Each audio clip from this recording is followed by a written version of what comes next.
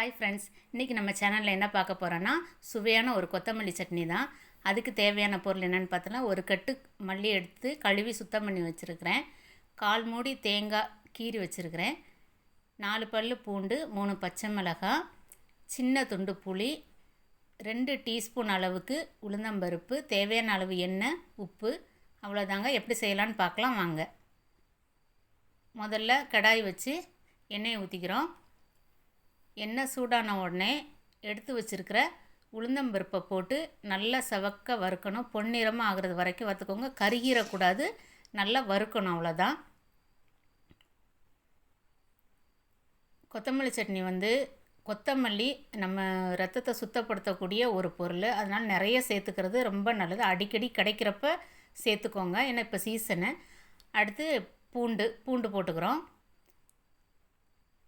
பச்சை மிளகாய் நான் 3 போட்டிருக்கேன். ஒவ்வொரு பச்சை மிளகாய்க்கு தகுந்த மாதிரி காரம் கூட குறைய இருக்கும். உங்களுக்கு எவ்வளோ காரம் தேவையோ அந்த அளவுக்கு போட்டுக்கோங்க. எனக்கு இது போதுமாக இருந்துச்சு. பச்சை மிளகாய் போடும்போது ஒன்று உடச்சி போடுங்க, இல்லைன்னா கீரி போடுங்க. அப்படியே போட்டிங்கன்னா வெடிச்சிரும்.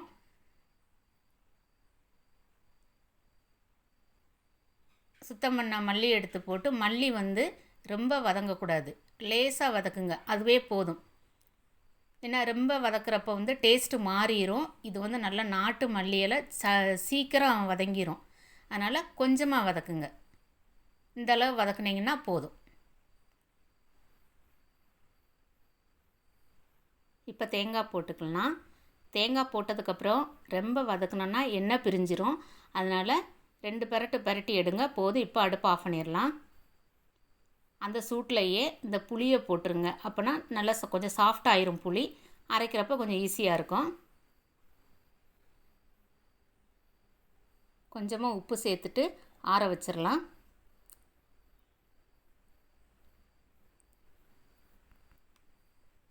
நல்லா ஆறிடுச்சு. இப்போது அதை ஒரு மிக்ஸி ஜாருக்கு மாற்றி அரைச்சிக்கிடலாம். அரைக்கிறப்ப கொஞ்சம் கொஞ்சமாக தண்ணி சேர்த்து அரைச்சிக்கோங்க. ரொம்ப நைஸாக அரைச்சிடக்கூடாது, கொஞ்சம் கொரப்பாக இருக்கணும். கொஞ்சம் கொஞ்சமாக தண்ணி சேர்த்து பார்த்து அரைச்சிக்கோங்க. தண்ணி கூடிச்சுன்னா டேஸ்ட்டு மாறிடும். ரொம்ப டேஸ்ட்டாக இருக்கும். எல்லோரும் இதை கண்டிப்பாக செஞ்சு பாருங்கள். இந்த பதத்தில் அரைச்சிக்கோங்க.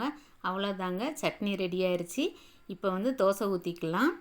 நல்லா மொறுன்னு தோசை சுட்டு மல்லி சட்னியோடு வச்சு சாப்பிடும்போது அவ்வளோ டேஸ்ட்டாக இருக்கும். ஹெல்த்துக்கு ரொம்ப நல்லது.